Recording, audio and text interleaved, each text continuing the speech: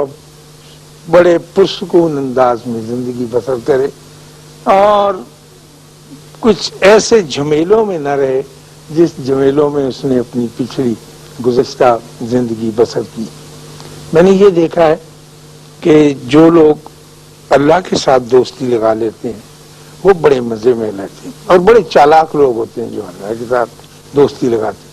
ہم کو انہوں نے بتایا ہوتا ہے کہ آپ ادھر اپنے دوستوں کے ساتھ دوستی رکھیں، اور خود بیچ میں سے نکل کر اللہ کو یار بنا لیتے ہیں۔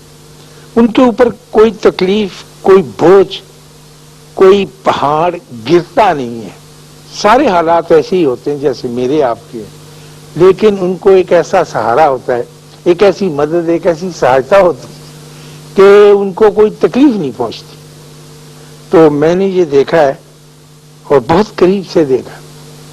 ہمارے گھر میں دھوپ سینکتے ہوئے میں اپنی ایک چڑیا کو دیکھا کرتا ہوں جو بڑی دیر سے ہمارے گھر میں رہتی ہے، اور غالباً یہ اس چڑیا کی یا تو بیٹی ہے یا نواسی ہے، جو بہت دیر سے ہمارے مکان کی چھت کے ایک کونے میں، ہمارا مکان بڑا اچھا ہے، عربی کی چھتیں ہیں، لیکن کوئی نہ کوئی کونا خدرا ایسا رہ جاتا ہے جو ایسے مکینوں کو بھی جگہ فراہم کر لیتا ہے۔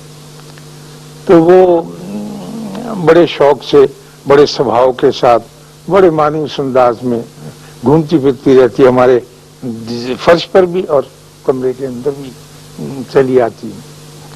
تو کل وہ ایک فاختہ آئی جو ٹیلی فون کی تار پہ بیٹھی تھی، اور یہ چڑیا اڑ کر اس کے پاس گئی، اور میں دھوپ سینک رہا تھا۔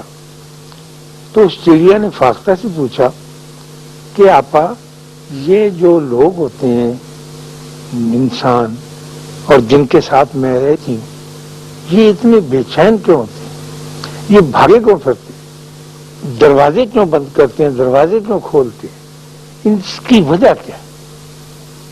تو فاختہ نے کہا کہ میرا خیال یہ ہے کہ جس طرح ہم جانوروں کا ایک اللہ ہوتا ہے، ان کا کوئی اللہ نہیں ہے، تو ہمیں یہ چاہیے کہ ہم مل کے دعا کریں کہ ان کو بھی ایک اللہ مل جائے تو آسانی ہو جائے گی، ورنہ تو اگر ان کو اللہ نہ مل سکا تو مشکل میں زندگی بسر کریں گے۔ مجھے پتہ نہیں وہ میری چڑیا نے اس کی بات مانی یا نہیں، لیکن وہ کافی دیر تک گفت و شنید کرتی تھی، اور میں بیٹھا اپنے تصور کے زور پر یہ دیکھتا رہا کہ ان کے درمیان گفتگو کا ایسا ہی سلسلہ جاری ہے۔ تو ہم کسی وجہ سے، یعنی کوئی ہمارا اتنا بڑا قصور بھی نہیں ہے، ہم کمزور لوگ ہیں، ہماری دوستی اللہ کے ساتھ ہو نہیں سکی۔ جب میں ایسی بات محسوس کرتا ہوں یا سنتا ہوں تو پھر اپنے بابوں کے پاس بھاگتا ہوں۔ میں نے بابا جی سے کہا کہ جی میں اللہ کا دوست بننا چاہتا ہوں، اس کا کوئی ذریعہ، اس تک پہنچنا چاہتا ہوں۔ یعنی میں اللہ والے لوگ کی بات نہیں کرتا، سیدھی دوستی جیسے میری آپ کی اپنے اپنے دوستوں کے ساتھ ہے۔ تو انہوں نے کہا کہ تو اپنی شکل دیکھ اور اپنی حیثیت پہچان، تو کس طرح سے اس کے پاس جا سکتا ہے، اس کے دربار میں پہنچ سکتا ہے اور اس کے گھر میں داخل ہو سکتا ہے، یہ ناممکن ہے۔ میں نے کہا تو پھر میں کیا کروں؟ کوئی ایسا طریقہ تو ہونا چاہیے کہ میں اس کے ساتھ رہوں۔ تو اس نے کہا کہ اس کا آسان طریقہ یہ ہے کہ خود نہیں جاتے، اللہ کو آواز دیتے کہ اللہ آ جا میرے گھر میں، کیونکہ اللہ تو کہیں نہیں جا سکتا ہے، بندے کا جانا مشکل ہے۔ تو جب تم اس کو بلاؤ گے تو پھر وہ آئے گا، اور ضرور آئے گا۔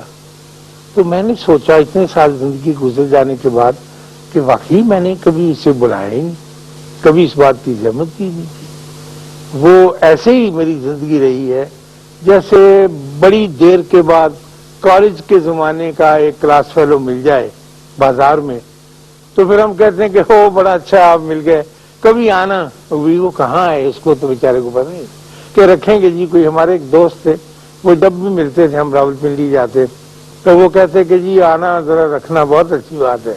میں نے کہا اچھا جی، کہاں ان کا ایڈریس نہیں بتاتے تھے، جیسے ہم اللہ کو اپنا ایڈریس نہیں بتاتے کسی بھی صورت میں کہ سچ مچ ہی نہ پہنچ جائے، ایک ڈر سا لگا رہتا ہے۔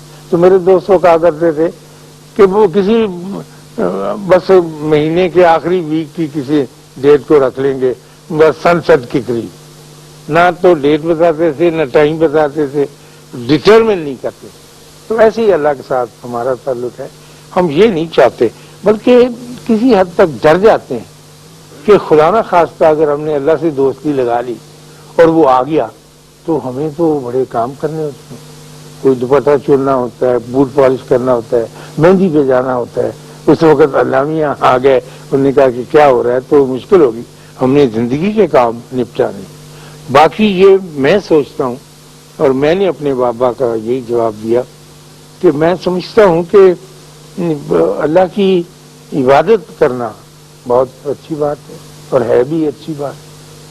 تو انہوں نے کہا کہ عبادت کرنا تو ایک اور چیز ہے. تم نے تو مجھ سے سوال یہ کیا ہے کہ میں اس کو بلا واسطہ طور پر ملنا چاہتا ہوں.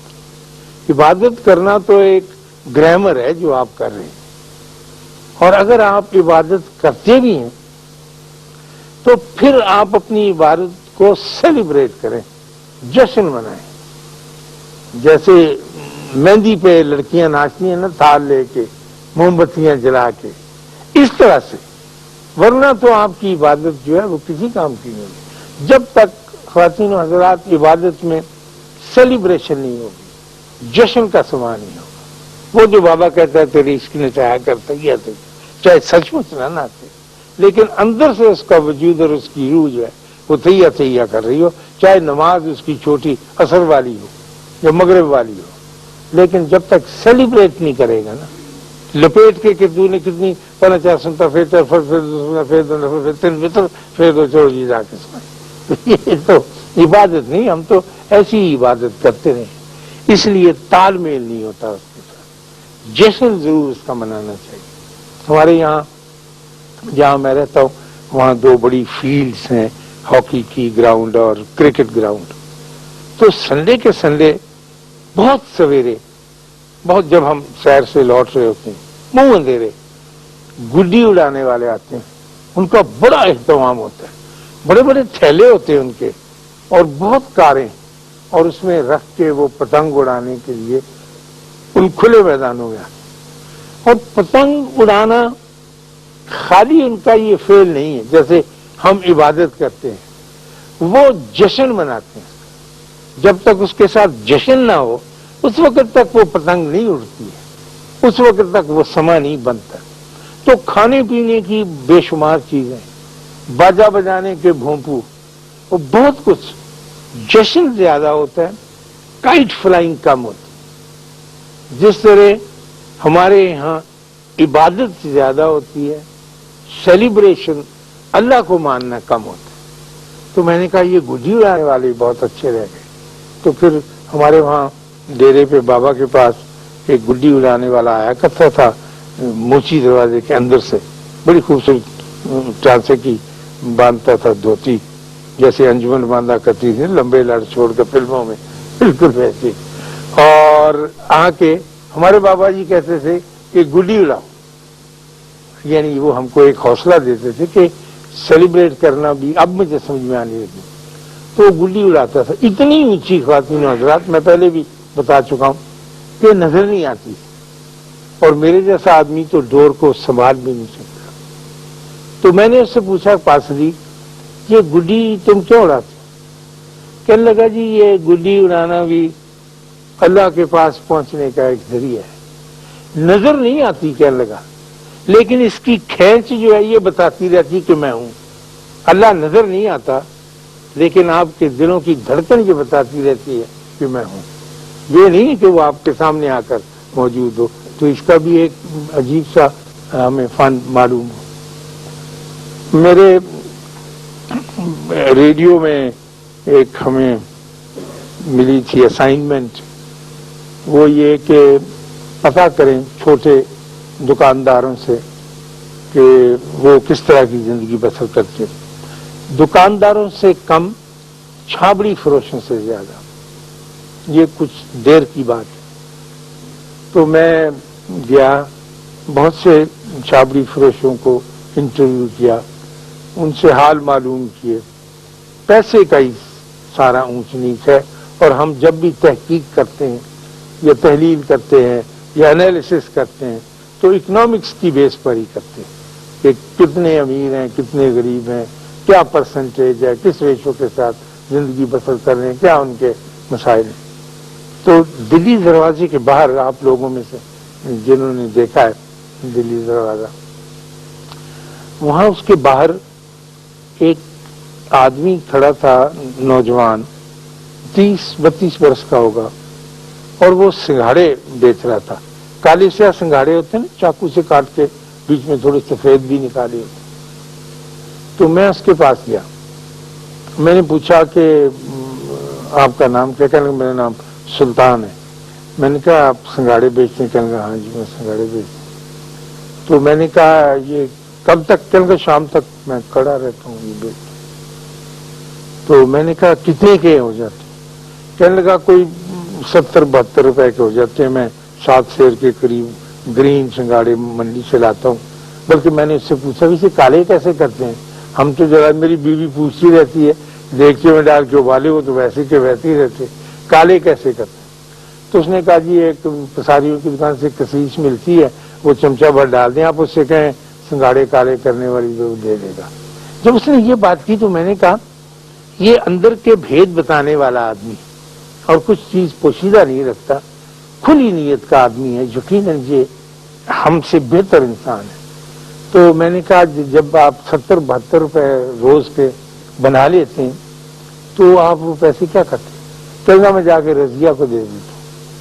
میں کہا رضیہ کون؟ کہتا رضیہ میری بیوی۔ میں نے کہا اتنی محنت سے پیسے کماتے، شرم کرو، سارے کے سارے اسے۔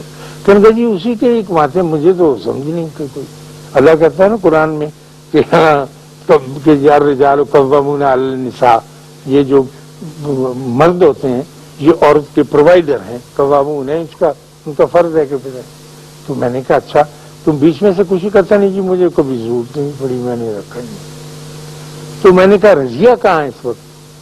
کہنے لگا حالانکہ مجھے انٹرویو تو اور کرنا چاہیے تھا، مجھے اس میں ایسی دلچسپی پیدا ہوئی، اتنا خوبصورت آدمی تھا انسائٹ کہ میں نے کہا کہنے لگا جی رضیہ کہیں بازار وغیرہ گئی ہوگی، اس کی 2 سہیلیاں اور تینوں صبح سویرے نکل جاتی ہیں بازار، تو وہاں پھرتی چلتی ہیں، کبھی کبھی وہ لگواتی ہیں گلوکوز، ان کو شوق۔ مجھے تو بعد میں پتہ چلا کہ اندرون شہر کی عورتیں جب بعد میں گلوکوز ایک بڑی اچھی سی چیز لگتی ہے ان کو کہ اس سے تقویت آئے گی، تو کمپاؤنڈر سے لگواتی تو 3-4 گھنٹے میں ڈرپ ختم ہو جاتی، تو وہ ہے۔